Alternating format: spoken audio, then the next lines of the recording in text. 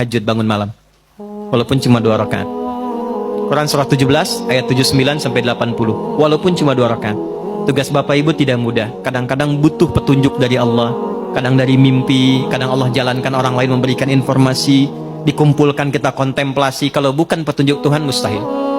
Kata Allah, bangun malam, wa minal laili fatahajjad bi nafilatan lak. Aku berikan 4 hal. 1, asa an yab'atsaka rabbuka maqaman mahmuda. Kalau engkau konsisten, aku bimbing karirmu ke tempat kedudukan terbaik dan terhormat yang orang lain memuliakannya. Kan ada orang dapat posisi tinggi tapi orang lain belum tentu respect kan?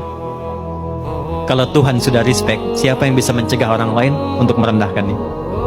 Bangun konektivitas itu, kata Allah, aku bimbing dia dengan cara terhormat di posisi terbaik dan orang semua hormat. 2, ini yang mahal. Wa qur rabbi adkhilni mudkhala sidqin. Akan dibimbing menjalani kegiatannya dengan cara yang terbaik.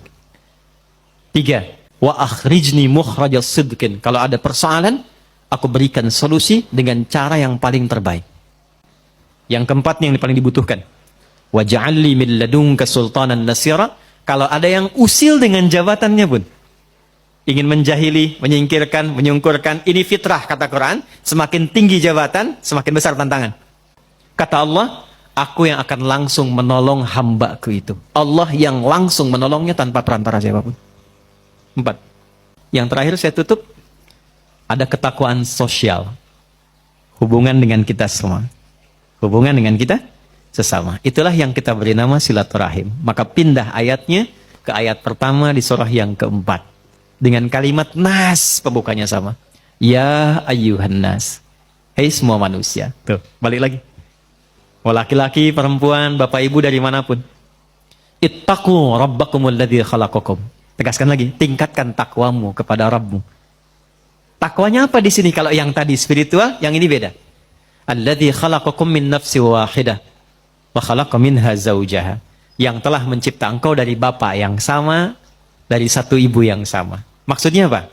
Kalaupun kita beda keyakinan, membangun hubungan baik dengan sosial, setidaknya samakan di satu persepsi berasal dari bapak yang sama, Adam alaihissalam. Jadi kalau nggak sepakat di nilai-nilai keyakinan spiritual, sepakatlah di nilai kemanusiaan yang sama. Karena itu jangan batasi pergaulan sosial kita hanya dengan yang muslim saja.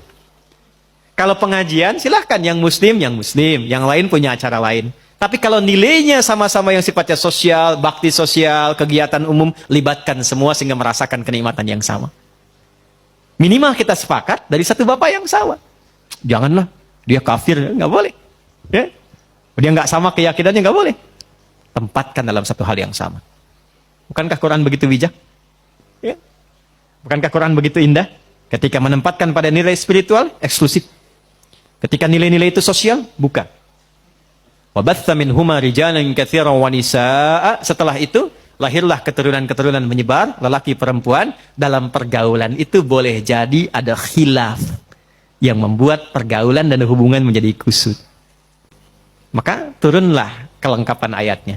Wattaqullah, hei yang muslim, bertakwalah kepada Allah. Jangan sampai di dunia rajin sholat, tapi punya masalah dengan teman-temanmu sehingga engkau sulit untuk dihisab di hari kiamat. Hadis Muslim, riwayat sahabat Abu Hurairah. Maaf, ada orang yang disebut Nabi bangkrut di hari kiamat. Izin, ini masih ada waktu? Masih, sampai jam berapa kita? Oh silahkan sampai jam 12, saya 11:04 pulang.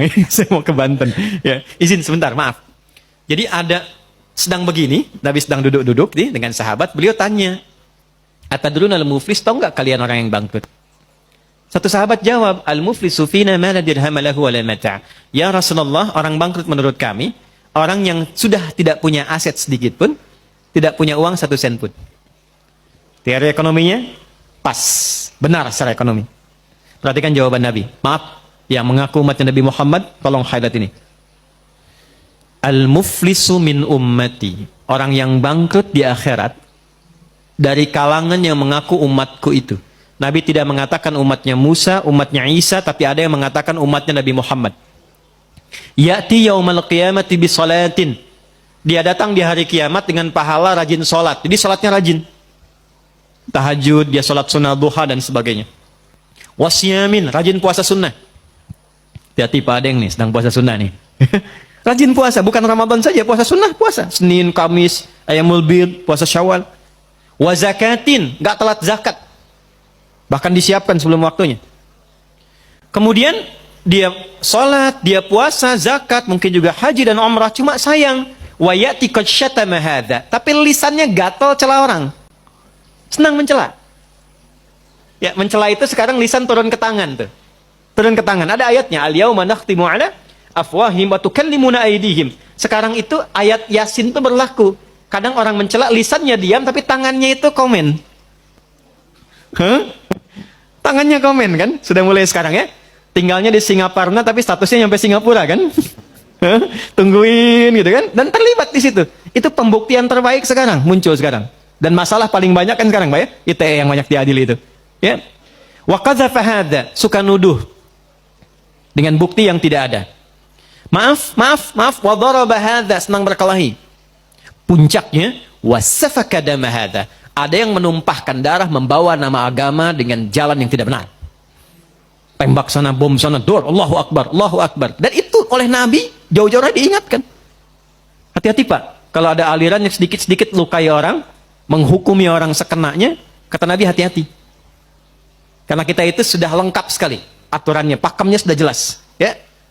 Jadi saya pernah sampaikan di beberapa kesempatan waktu bom di Jalan Tamrin tuh, izin Pak Dirjen, teman-teman, Bapak Ibu. Itu saya sedang di Lampung. Duar meledak. Itu pertanyaan pertama langsung bertanya, Ustadz, apakah bom di Jalan Tamrin termasuk jihad fisabilillah? Saya bilang dengan sederhana sekali, Pak, sependek pengetahuan saya, jihad fisabilillah itu jihad di jalan Allah, bukan di Jalan Tamrin. Tapi itu pembuktian terbaik dari apa yang Nabi sampaikan dulu. Nah, orang-orang ini ketika pulang, ini spiritnya, hukum positifnya supaya kita koreksi diri, jangan sampai terjadi. Nanti tu'khadhu hadza min hasanati wa hadza min hasanati. Yang baiknya akan ditimbang karena Allah adil, tapi untuk nutup yang buruknya. Jadi kalau ada orang sholat, senang sekali usil pada orang dengan lisannya, dia caci maki orang, pahala sholatnya diberikan pada yang dicaci itu. Ada orang puasa, tapi saat yang bersamaan bikin hoax, maka pahala puasanya ditarik, ditutupkan pada dosa hoaxnya itu. Ada orang haji, saat bersamaan fitnah, orang diambil pahala haji diberikan pada yang difitnah itu. Fa'in faniyat hasanatuhu, kalau habis modalnya, masih tersisa yang buruknya. Pernah mencela orang, ini habis modalnya. Maka itu yang disebut dengan bangkrut. Faturiha finnar, dilemparkan ke neraka dulu untuk dicuci. Maka apa yang harus dilakukan saat masih hidup sebelum wafat? Wattaqullaha alladzi tasaaluna bihi wal arham. Maka kata Allah dipesankan, bertakwalah engkau yang telah beriman, yang muslim. Jangan sampai pulang punya persoalan. Kumpul dengan teman-temanmu, lihat keluargamu, anak istrimu, tetanggamu, teman-temanmu di kantor, dalam pekerjaan, maka bangun silaturahim ini.